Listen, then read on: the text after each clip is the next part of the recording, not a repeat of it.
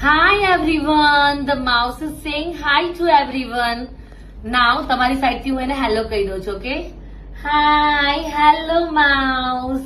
ચલો, આજે આપણે માઉસની સ્ટોરી સાંભળવાની છે. તો માઉસની સ્ટોરી એ છે લેટર આઈ ની સ્ટોરી.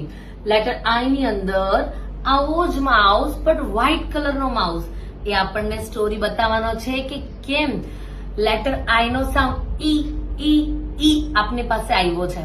ઓકે, તો ઈ સાઉન્ડ ની સ્ટોરી સાંભળવી છે. તો ચલો, હવે એક ફેમિલી છે જેમાં એક આવું વ્હાઇટ કલરનું માઉસ એ લોકો પેટ માઉસ તરીકે ઘરે રાખે છે. પેટ માઉસ એટલે કોઈના ઘરે ડોગ રાખીએ, કોઈના ઘરે કેટ રાખે. તો આ ફેમિલી પેટ રાખે છે.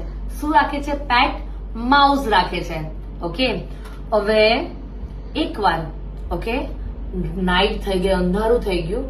રોજ જ માઉસ ને એ લોકો જયારે ખાવાનું ને એવું બધું આપે ને ત્યારે કેજ ને લોક કરીને રાખે. બટ વન નાઇટ એ લોકોએ કંઈક ખાવાનું આપ્યું હશે ફેમિલીએ માઉસ ને, બટ કેજ ને લોક કરવાનું ભૂલી ગયા અને નાઇટમાં માઉસે બહાર આવવાની ટ્રાય કરી તો કેજ ઓપન થઈ ગયું. કેજ ઓપન થયું તો કેજ નહીં, માઉસ કેજની બહાર આવ્યો અને એક મોટા ટેબલ ઉપર ફરવાનું સ્ટાર્ટ કર્યું. મોટા ટેબલ્સ ઉપર round and round because mouse ને તો મજા કરવાનું, આમથી આમ રન કરે, આમથી આ રન કરે. તો એવી રીતના એ એક ઇંક બોટલ સાથે knot થઈ ગયો. knot એટલે ભટકાઈ ગયો. અંધારું હતું, એને ખબર નહોતી કે આ ઇંકની બોટલ સાથે knot થશે તો એની ઉપર શું પડશે. તો માય ગોડ, ઇંકની બોટલમાંથી બધું ઇંક કોની પર સ્પ્રેડ થઈ ગયું? માઉસ ઉપર. બરાબર છે. માઉસ જયારે મોઢામાંથી કોઈ પણ સાઉન્ડ કાઢે ને તો એને કહેવાય સ્ક્વિક. તો માઉસ ક્વિક કરવાનું સ્ટાર્ટ કર્યું અને માઉસ ક્વિકમાં કેવું બોલે? ઈ ઈ ઈ ઈ ઈ ઈ ઈ. કેવું બોલે? ઈ ઈ ઈ ઈ ઈ. તો એવી રીતના એને ઈ ઈ ઈ ઈ સ્ટાર્ટ કર્યું.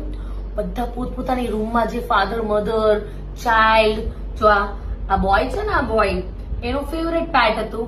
એ બી રૂમમાંથી બહાર આવ્યું કે કેમ ઈ ઈ ઈ ઈ કરે છે એનું પેટ માઉસ.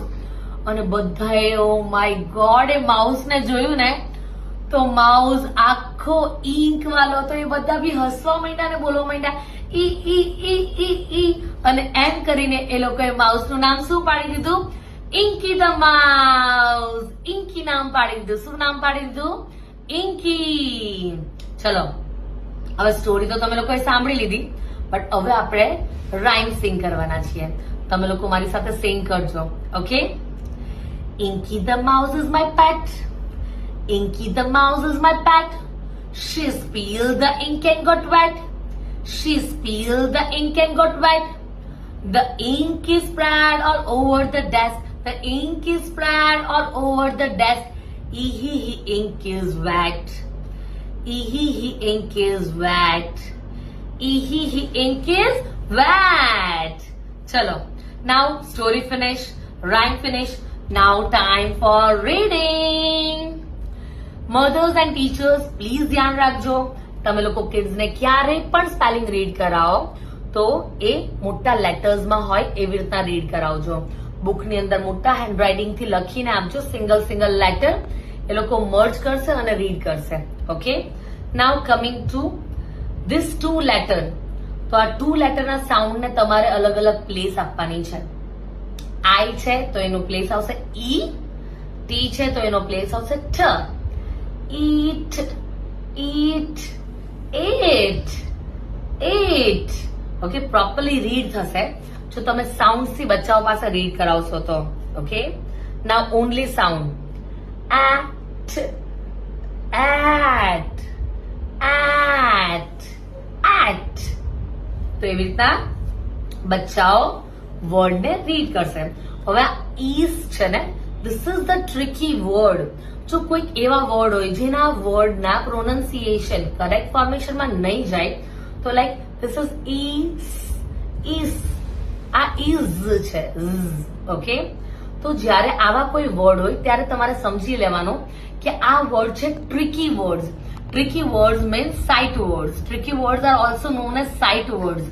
તો જ્યારે આ પ્રોનન્સિએશન કરેક્ટ ફોર્મમાં ના જાય એવા કોઈ બી વર્ડ આવે તો તમારે એને ટ્રિકી વર્ડ યા સાઇટ વર્ડ કરીને સાઈડ ઉપર મુકાવી દેવાના.